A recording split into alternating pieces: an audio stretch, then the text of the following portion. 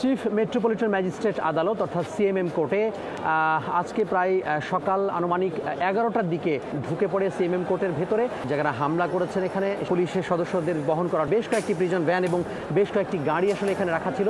সেই গাড়িগুলোকে আসলে ভাঙচুর করা হয় এবং গাড়ির সামনের গ্লাস ভাঙা হয়েছে, ওপরের যেই সিগন্যাল বাতি রয়েছে সেই সিগন্যাল বাতি ভাঙা হয়েছে। যারা প্রত্যক্ষদর্শী রয়েছেন তারা বলছেন যে যারা এখানে ভাঙচুর চালিয়েছেন তাদের হাতে আসলে দেশীয় যে লাঠিসোঁটা, দেশীয় যে অস্ত্র যে অর্থাৎ লাঠিসোঁটা, সেই লাঠিসোঁটা ছিল। আমরা পুলিশের কাছে কোনো সহায়তা পাই নাই, সকল পুলিশ ধরাই লুকাইছে। রাস্তার ছেলেপেলে যেগুলো ছিল এইটাই, আর কোনো আইনজীবীও না, পুলিশও না। পুলিশ দেখলো যে আমাদের বাঁচার কোনো উপায় নাই, তখন পুলিশ ধরে যে তারা পালাইছে। বেশ থমথমে অবস্থা এখানে বিরাজ করছে এবং আশপাশে যে থানাগুলো রয়েছে সেই থানা থেকে পুলিশের যে দায়িত্বরত কর্মকর্তা সহ পুলিশের যে সদস্যরা রয়েছেন তারা এখানে চলে এসেছেন এবং আসার পরপরে আসলে এখানে যে ক্ষয়ক্ষতি যে নিরূপণের চেষ্টা, সেই নিরূপণের চেষ্টা করা হচ্ছে।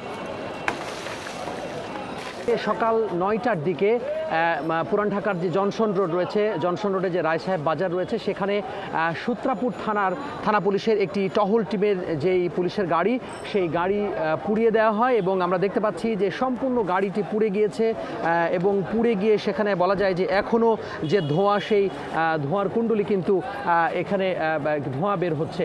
এখানে যারা দায়িত্বরত পুলিশের সদস্যরা রয়েছেন তারা এখানে কিছুক্ষণ আগে এটি আসলে পানি দিয়ে এটিকে নিবারণের যে চেষ্টা, সেই চেষ্টা করা হয়েছে এবং জনসন রোডে যে রায় সাহেব বাজার রয়েছে সেই রায় সাহেব বাজার মোড়ে এখানে ক্ষমতাসীন আওয়ামী লীগের যে অঙ্গ সংগঠন রয়েছেন সেই অঙ্গ সংগঠনের নেতাকর্মীরা এখানে উপস্থিত হয়েছেন এবং তারা যে স্লোগান, তাদের যে স্লোগান, সেই স্লোগান তারা দিচ্ছেন। তো বলা যায় যে সব মিলিয়ে এখানে জজ কোর্টের ভেতরে অর্থাৎ সিএমএম কোর্টের ভেতরে যে ভাঙচুর চালানো হয়েছে সেই ভাঙচুর তো চালানো হয়েছে, পাশাপাশি এখানে পুলিশের গাড়ি আসলে পুড়িয়ে দেওয়া হয়েছে। যারা অসহযোগ আন্দোলনের ডাক দিয়েছিলেন সেই শিক্ষার্থীরা এখানে নেই।